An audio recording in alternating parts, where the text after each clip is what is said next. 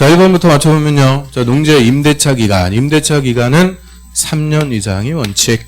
그런데 단연생 식물 재배지 등으로 임대할 때는 5년 이상. 3년, 5년. 그 다음 용도구역의 종류인데 시도지사가 지정할 수 용도구역을 모두 고르면 저 개발제한구역 요거는 국토부 장관만 지정합니다. 시도지사는 절대 지정할 수가 없어요. 도시자연보호구역은 시도지사, 대도시장. 시가조정구역은 원칙은 시도지사, 예외 국토부 장관. 입지규제 최소구역은 결정권자 다 되죠. 국토부 장관, 시도지사, 대도시장. 그래서 니은, 디귿, 리을 요 세 개는 시도지사가 지정할 수가 있죠. 그 다음에 3번의 시가조정구역은 요거는 시가지로 난개발되는 것을 유보. 그래서 한시적으로 정하니까 도시군관리계획으로 유보기간도 다 결정해갖고 정하죠. 5년 이상 20년 이내에서 도시군관리계획으로 다 유보기간도 결정해갖고 정합니다. 그 다음에 4번에 하나의 대지가 2개 이상의 용도지역 등에 걸치는데 걸치는 부분 중에서 가장 작은 부분의 규모가 330제곱미터 이하 100평 이하 짜투리. 짜투리가 지금 걸쳤어요. 이때는 전체 대지의 행위 제한을 적용해서 이용하죠. 전체 대지의 건폐율하고 용적률은 평균값, 건축 제한은 가장 넓은 면적에 속하는 용도지역 등의 규정을 적용합니다.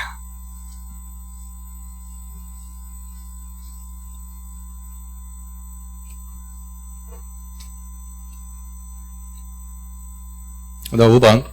자, 공공주택 특별법에 따른 공공주택지구. 자, 이게 이제 아파트 집단적으로 건설하죠. 이런 공공주택지구의 면적이 200만 제곱미터를 초과할 때, 이때는 사업시행자와 공동구도 의무적으로 설치합니다. 그래서 신도시를 개발하든, 구도시를 재개발하든, 아파트를 건설하든, 200만 초과할 때는 공동구 설치가 의무적.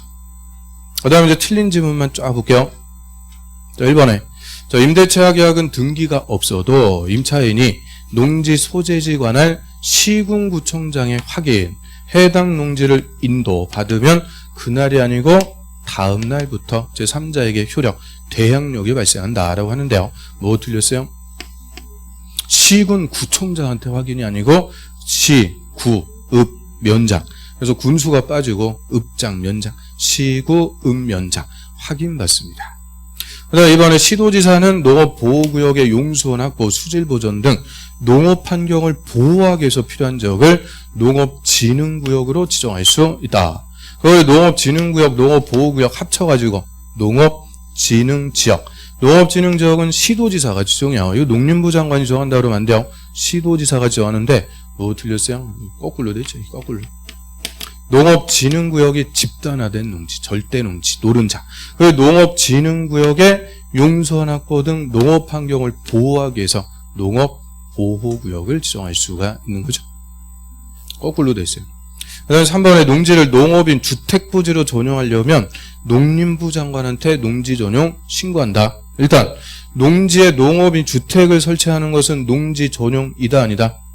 이죠. 농지 전용인데 이때는 허가가 아니고 신고만 해주면 되고요.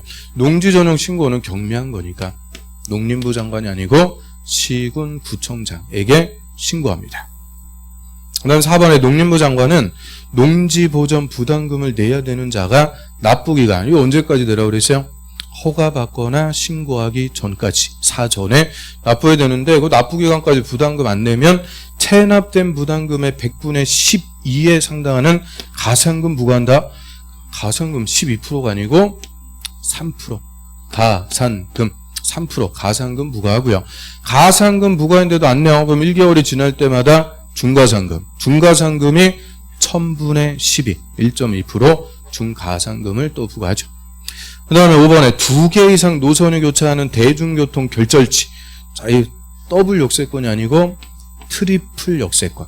3개 이상 노선을 교차하는 환승역으로부터 2km가 아니고 2km면은 그렇게 넓은 거예요. 반경 2km면.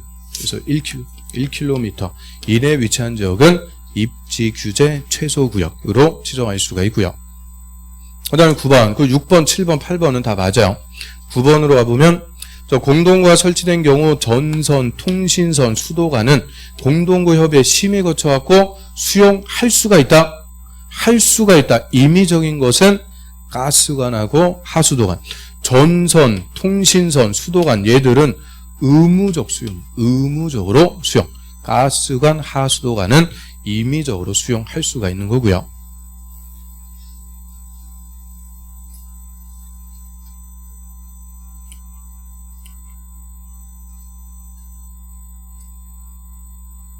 또 들을 게 많네. 자, 11번. 토지주택공사가 시설사업 시행자 지정받으려면 사업 대상 사유토지 소유자 총수 3분의 2 이상 동의받아야 된다. 그럼 일단 토지주택공사는 시설사업 시행하기 위해서 지정받아야 돼요? 필요 없어요? 받아야죠. 지정받아야 되는데 요건을 갖출 필요는 없다. 그래서 토지주택공사는 공격. 요건이 필요가 없이 그냥 지정받을 수가 있고요. 요건도 틀렸어요. 민간일 때는 면적 3분의 2 이상 소유, 총수 2분의 2 이상 동의입니다. 다 들렸어요. 그 다음 12번 시설사업 시행자는 실시계획을 작성하면 특광시장 군수한테 인가받는다. 자, 실시계획부터는 이제 권한자가 결정권자로 바뀌게 되죠. 그래서 특광사원수한테 인가받는 게 아니고 원칙은 시도지사, 대도시장. 예외적으로 국토부 장관이 지정했을 때만 국토부 장관에게 인가받습니다. 또 13번 시행자로 지정받은 지방공사는 기반설의 설치가 필요하면 이행 보증금 예치된다. 자, 기반설이 필요하면 기반설 설치 조건부로 인가할 수가 있죠. 그 조건의 이행을 보증하기 위해서 보증금 내라 할 수가 있는데 들렸어요? 지방공사. 이런 국가나 지자체, 공공기관, 지방공사, 공공은 보증금 예치가 없습니다. 14번에 행정처인 시행자가 타인 토지를 임시통로로 일시 사용하려는 경우 토지 소유자 등의 동의받을 필요가 없다. 자, 얘는 일시사용. 그 일시사용 장애물 변경 제거는 행정청, 비행정청 관계없이 동의받고 3일 전까지 통지. 동의받아야 돼요.